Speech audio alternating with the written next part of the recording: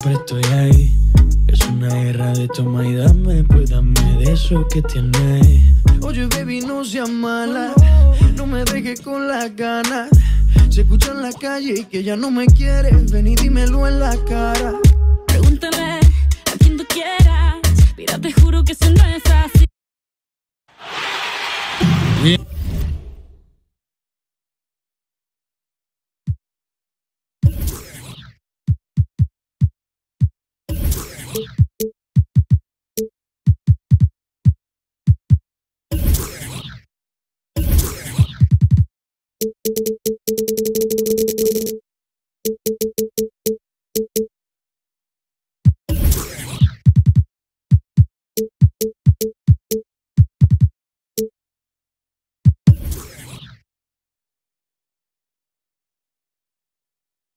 The Jazz as the road team for today's Western Conference matchup.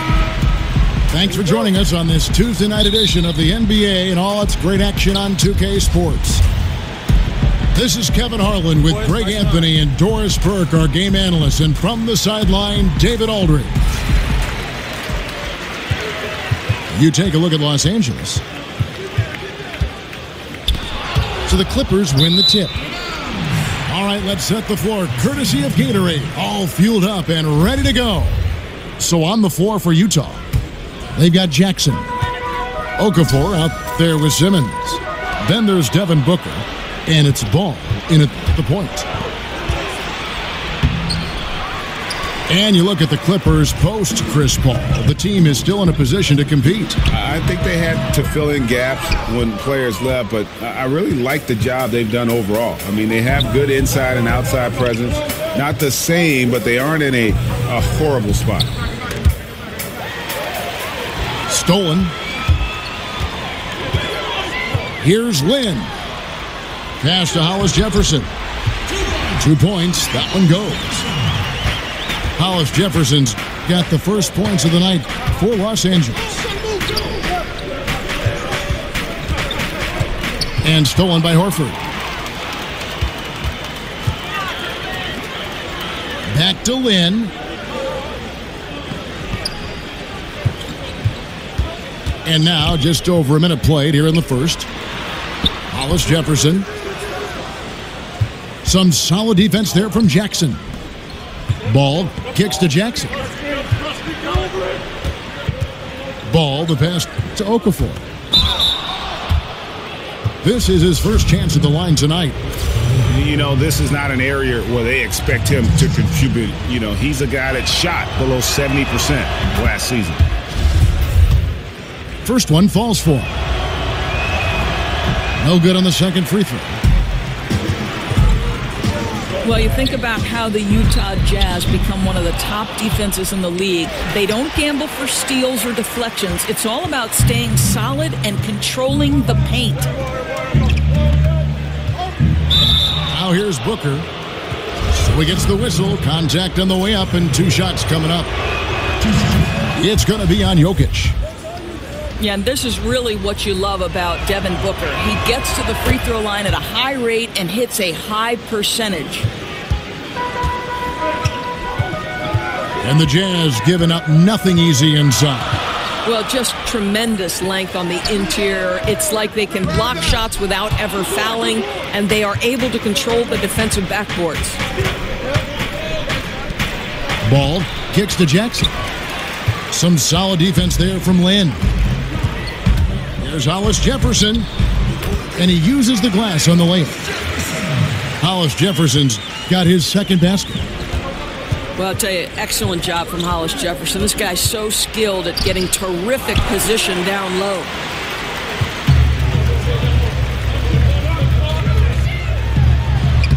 If you're just tuning in, we've played about 2.5 minutes here in the first. A basket good off the assist from Lynn. Lynn's got his third assist on the night. And Ball sets up his teammates when they're open, quick to whip it around. One of the best ball movers in the league. Now here's Lynn. He averages more than 12 points a game. That's some dependable production. Off the pick. And that's 2 points on the layup. Hollis Jefferson's got 8 points. Off to a fantastic start. He's 4 for 5. Watch out. And the one-hand slam just looks so pretty when it's in his hand and he's the one doing the slam. Agreed. He is smooth as silk, even on a power finish. Booker with no one around. Jacks up a 3. Drains the three-pointer. He has 5. Sound mechanics, soft touch. Booker will be deadly from beyond the arc for a long, long time. Here's Simmons. Feeds to Okafor. Jazz passing it around. Jackson dishes to Simmons. And it's sent back by Jokic. There's Hollis Jefferson. That one's not going to go. So Utah will take it the other way. So Rondé Hollis Jefferson, the 23rd pick out of Arizona back in 2015. You know, it's interesting. He's drawn a lot of comparisons to another Wildcat alum, and that's Andre Iguodala. Lynn kicks to Horford. Ball's knocked loose and stolen by Booker. They grab their own miss. And Simmons kicks the ball. Okafor, the pass, the ball. Back to Okafor. They shoot again. Bank shot, no good. Clippers trail by 4. Outside, Lynn. Here's Connaughton. Los Angeles with another miss. Utah's gone 1 of 3 from beyond the arc so far in the game. Got that bucket in no time at all. Very rare for a guy to enter the league with such a polished mid-range shot. Booker, so impressive. A different look for Utah. Akers check in for Okafor. Chandler Parsons comes in for Jackson. And it's Green in for Devin Booker. Here's Connaughton. And out of bounds as Utah gains possession. Brandon Rush, he's checked in for the Jazz. Spencer Dinwiddie comes in for Ball. Green dishes to Maker. And the dunk by Maker. Ooh, that's as forceful a finish as you're ever going to see out of this guy. Well, gee, it adds now to their lead in spectacular fashion. You know, and I'm not seeing any urgency out of this defense, especially considering the deficit in the score. And just tacks a few more points onto their lead with the tomahawk. That's bringing it down hard. Here's Lynn. His first shot coming late. Kicks it to Horford. In the corner, Hollis Jefferson. Pass to Connaughton. Lynn the pass to Hollis Jefferson. Here's Connaughton. Back to Lynn. Here's Horford. He hits the shot at the 49th second. Goodness. And we reach the end of the...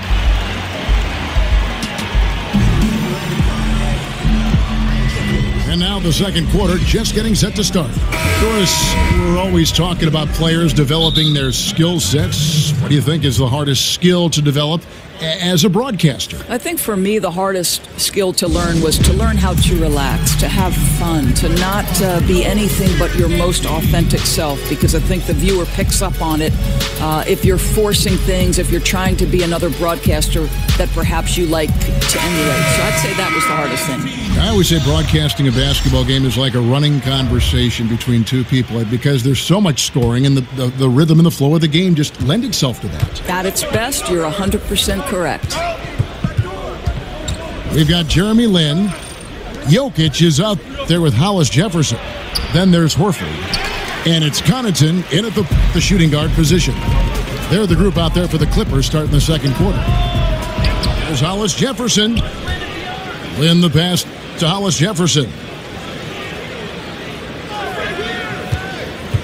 They set the screen. Lin kicks to Horford. It's stolen by Maker. Here's Ball.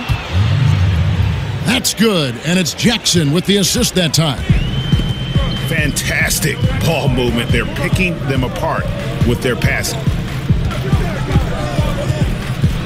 In the pass to Hollis Jefferson. Back to Lynn.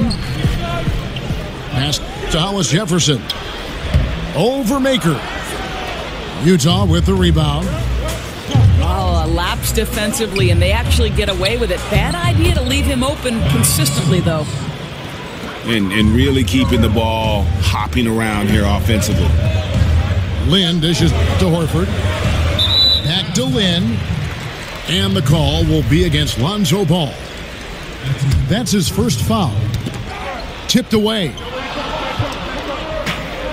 Clippers trail by 10. The feet to Horford. And their offense has all but disappeared this quarter, shooting in the low 30s for the game. They had some success in that first quarter, but not much since then. Clippers have gone 0-3 and are still looking for that first bucket here in the second quarter. Here's Hollis Jefferson. And the three ball is good. Hollis Jefferson's got 11. And Kevin, it's so important to see Hollis Jefferson putting in the time to work on that perimeter game. That's the 10th straight point they've given up in the paint. And the Jazz have been one of the more old-school franchises. Pounded inside, grind out victories. They're still a tough defensive team, but Doris, Coach Quinn Snyder is receptive to a wide-open style of play. Right. Quinn wants them to play with pace, look for easy opportunities. He also likes power forwards who can stretch the floor. He understands that's the way the league is going, and he's on board with it. Horford, no luck. Utah leading by 9. It's deflected. Wow, fantastic to see Hollis Jefferson hit it twice on the pipes. Extends out and sends it back. Jackson kicks to Booker. Trying to find Jackson. He's got it now. Here's Simmons. And it's Jokic with the rebound. Great contest by the defender, but that's a dunk you've got to put down in his face. Buries it from three-point range. And good passing, setting up a lot of these buckets right now, Kevin. That's been the key. How about the timing by Al Horford? Twice on the pipes, sends it back.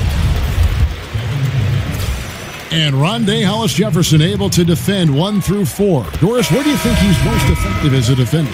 Well, Kevin, with his length and his quickness, he can really bother guards that are smaller than he is, which most often is going to be the case. So Utah ends up going with a new group. One of the things you have to love, Kevin, about Hollis Jefferson is his energy. You know he's going to give you everything he's got on a night-by-night basis. And it just seems that every pass they make is leading to a score. Just great ball movement. The kick out to Barnes. Here's Parsons. And that time, also a missed shot. Boy, I didn't think he had a chance of stopping that lay-in. What a gutsy defensive play. I'll tell you, good or not, that isn't a shot they'll want him to take again. Here's Temple. He feeds it to Parsons. Back to Temple. The Jazz working the ball around now. The dunk and the foul, a powerhouse move, and he's got a chance for one more at the line. It's going to be on Jokic.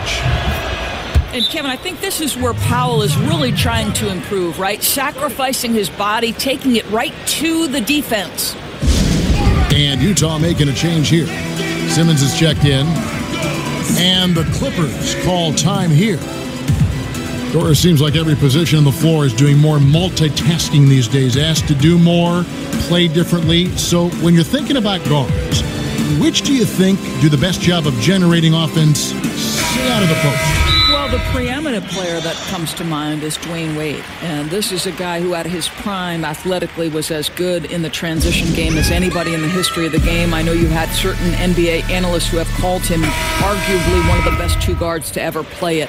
The current iteration of this guy is probably DeMar DeRozan, right? We talk about the loss of the mid-range. Well, DeMar DeRozan is excellent in the mid-range, and now they're starting to put him in the low post and let him use his size and his length to create a little fadeaway jump shot. Really pretty to watch and effective for any number of guards. You nailed it. Here's Maker.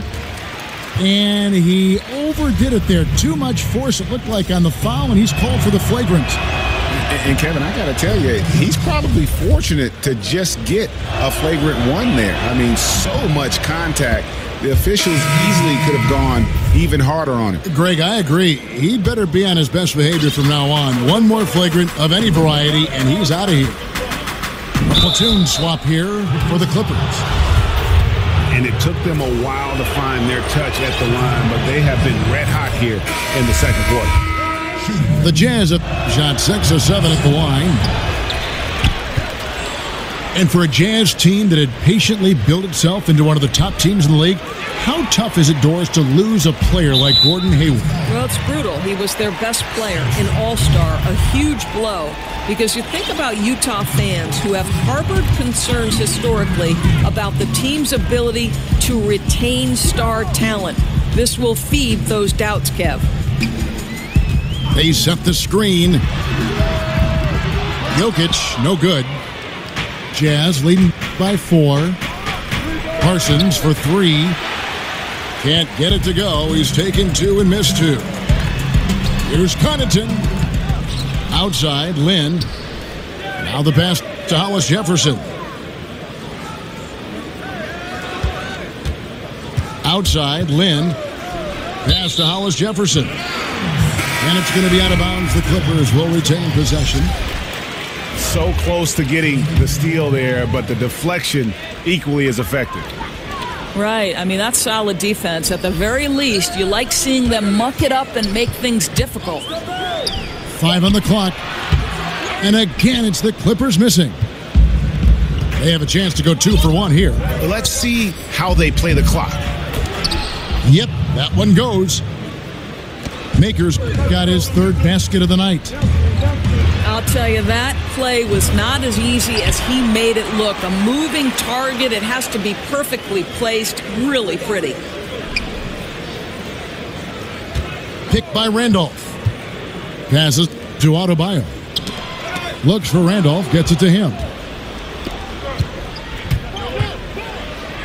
Dinwiddie passes to Parsons. That one falls, coming off Dinwiddie's feet. And now an 8-point Jazz lead. Exactly the kind of ball movement they're looking for. And so it's the Utah Jazz holding on to an 8-point.